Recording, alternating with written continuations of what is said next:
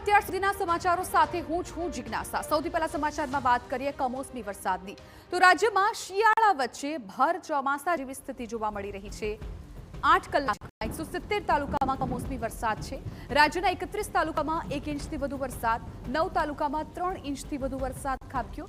સૌથી વધુ અમરેલીના રાજુલામાં 6.54 ઇંચ વરસાદ વરસ્યો, ગીર ગઢડામાં 4.17 ઇંચ, ઉનામાં 4.13 ઇંચ વરસાદ પડ્યો।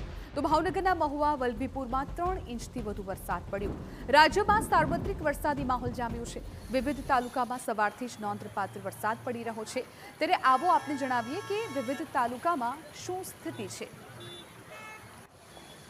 તો રાજ્યના અલગ અલગ તાલુકાઓમાં વરસાદી માહોલ જામ્યો છે। આંકડાઓ સહિત આપને જાણકારી આપી કે કયા વિસ્તારમાં કેટલો વરસાદ પડ્યો છે। જે પ્રકારે હવામાન વિભાગે હવામાન નિષ્ણાંતોએ કમોસમી વરસાદની આગાહી કરી હતી એ જ પ્રકારે વરસાદ છે એ રાજ્યમાં જોવા મળી રહ્યો છે। ત્યારે આજે વહેલી સવારથી અનેક એવા જિલ્લાઓ છે કે જ્યાં વાદળછાયું વાતાવરણ જોવા મળ્યું હતું। ગત મોડી રાતથી જ વરસાદી માહોલ છે અનેક જિલ્લાઓમાં જોવા મળ્યું હતું। 9 એવા તાલુકા છે કે જ્યાં 3 ઇંચથી વરસાદ પડ્યો હતો।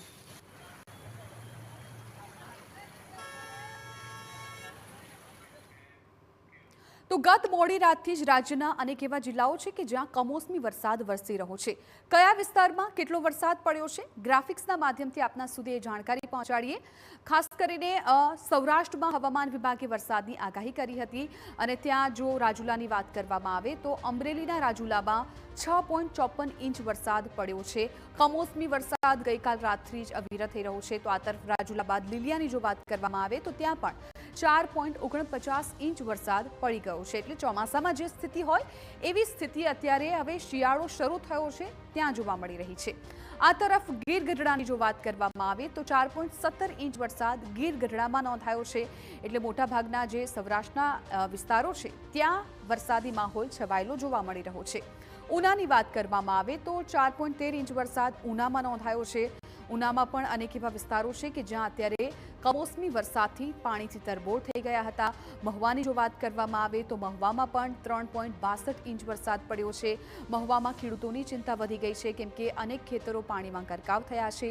સાવરકુંડલામાં પણ વરસાદી માહોલ જોવા મળ્યો છે, પરંતુ આ કમોસમી વરસાદ ખેડૂતો માટે ચિંતા લઈને આવ્યો છે। સાવરકુંડલાનો પણ આંકડો ટીવી સ્ક્રીન પર આપ જુઓ, 3.46 ઇંચ વરસાદ કે સાવરકુંડલામાં જોવા મળ્યો હતો। એટલે અલગ અલગ વિસ્તારોમાં વરસાદી માહોલ જોવા મળી રહ્યો છે। ખાસ હવે ગીર